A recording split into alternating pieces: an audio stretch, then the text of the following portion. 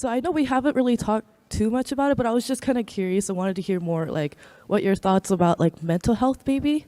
Let me just walk you through, because a lot of you all in this class are dealing with mental health issues, right? You just have to start with the understanding that life is really difficult, okay?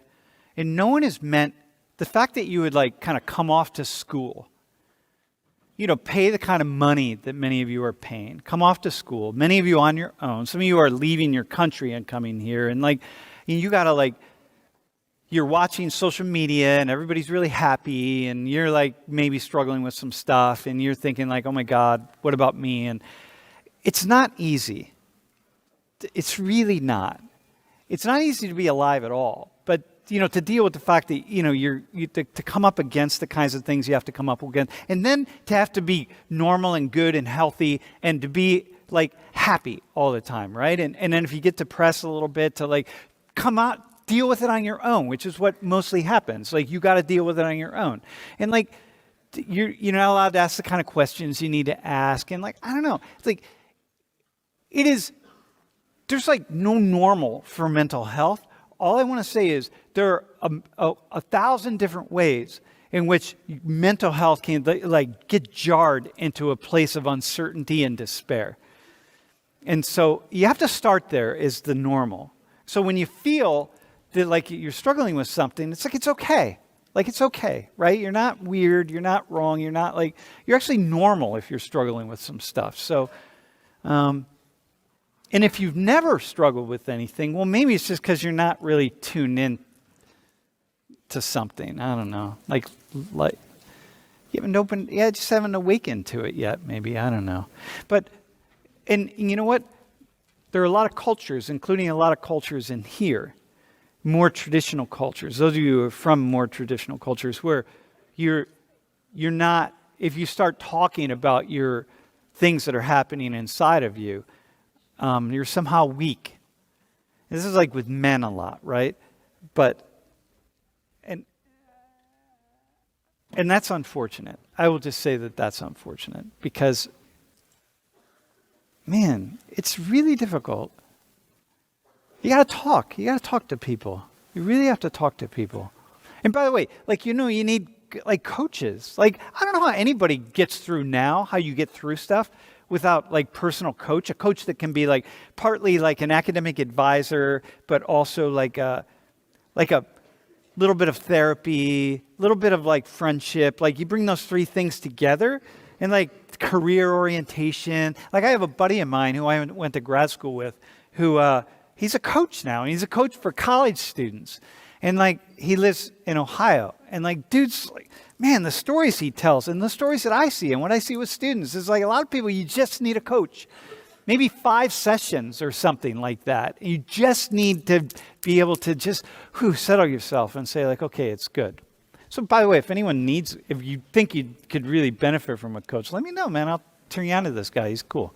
I have a question about the mental health crisis within the young students. So do you have an answer or theory as to why mental health among adolescents is deteriorating and the rates of suicide and disorders within young kids has gone so high and it's only getting worse? Well, hey, I'm not sure how much the rates are increasing per se. I think that we're getting better. Rates of suicide, let's say. We're seeing more self-harm and this kind of thing, right? For sure. But it's not like one of these like that kind of thing. But nonetheless, right?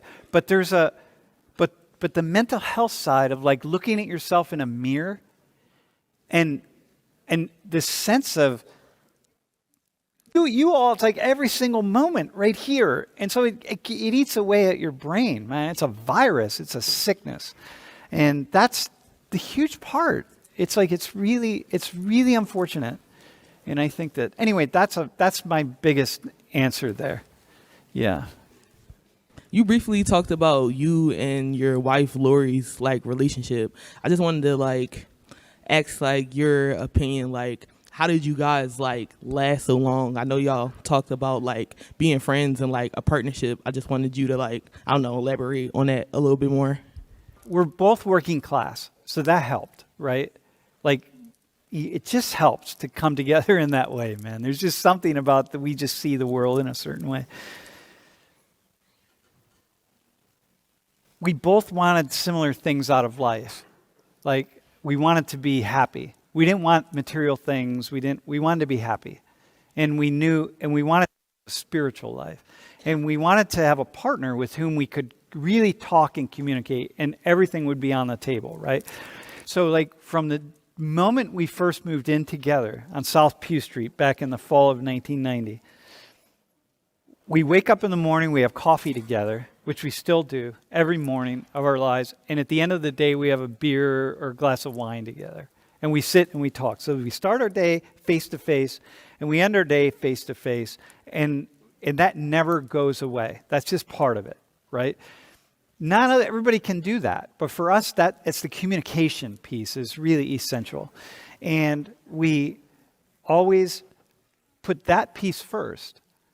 And the things that we couldn't communicate about, we were like, okay, now we got to go into therapy or whatever. We got to, we got to be in counseling. Like, we got married in the office of our therapist, right? That's where we got married. Because that's where we realized, that's where we worked some things out, and we realized, we walked out one day and we said, holy shit, we just got married in there. It was where we stripped away some stuff, and that's where we worked it out. Most people don't do that, right?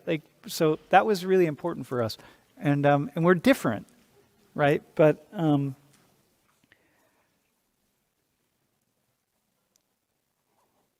there's like a holiness to something, right? Like you give up. I don't know, man. I don't know. We have this book that we wrote together. When we were separated for my last big trip in Latin America, it was a year, and we wrote letters to each other every day. And then we took a sabbatical, a semester off in Eastern Europe. We were in Prague and in Krakow, Poland. And we sat with each other every day, and we pulled quotes out of this book, out of these letters. We brought our letters with it. It was a big stack. And we pulled quotes out, 365 quotes. And then we had a blank page. And then we wrote a letter from us. Together we wrote an essay from us to the one of us who survives the other's death. Okay? So one of us is going to die first, and the other one's going to be left behind. And so we have this book. It's called Becoming Eternal. And because Lori one day said, I don't want to, I forget what she said. She said, I just want to figure out how to become eternal, right? And we were like, oh, there it is. And so we have this. It's a 365-page book to one of us. And it sits in a box. And every morning we have coffee. And it sits in a box. Oh, man. And it's like it's just waiting for one of us to die. And then the other one will pull it out the next day and start reading it, And it's like, that's the kind of shit. Like, that's like to have the courage to do stuff like that. If you can find somebody who you can partner with and you have the courage to do something like that, and it takes a lot, because it takes a lot of courage, because you have a lot to lose, right? If you don't have a very tight relationship, you don't have anything to lose. It doesn't really matter. But if you do, whether it's with your family or your friends or you have children and you really love your kids, if you don't like your kids, whatever, you can die and leave them behind and who cares, right? But if you love your kids, it's like, man, you're going to cling to life. And so that's the thing, right? So, yeah. Fuck. Dude. Sam, there's another from the chat. All right. What is your stance on the increase of cheating partners in society? I'm not sure there's really an increase. I actually think there's probably a decline in the number of people who are cheating, because it's so much easier to get caught now. You know what I mean? So like, you can cheat.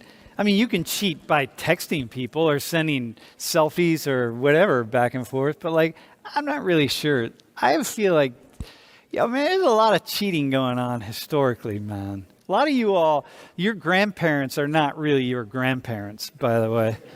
Let me just say that. There's a lot of stuff in your families that if you knew, take a DNA test. By the way, By the way, let me just say this. I'm going to have to send an email out to the class. And when I do, their DNA, I think it's 23andMe or Ancestry.com. One of them is having a big sale on a DNA test, so you can get your ancestry test. It's like half price, so I think it's like $50. So I'll put that in the email. But, if you want to do that.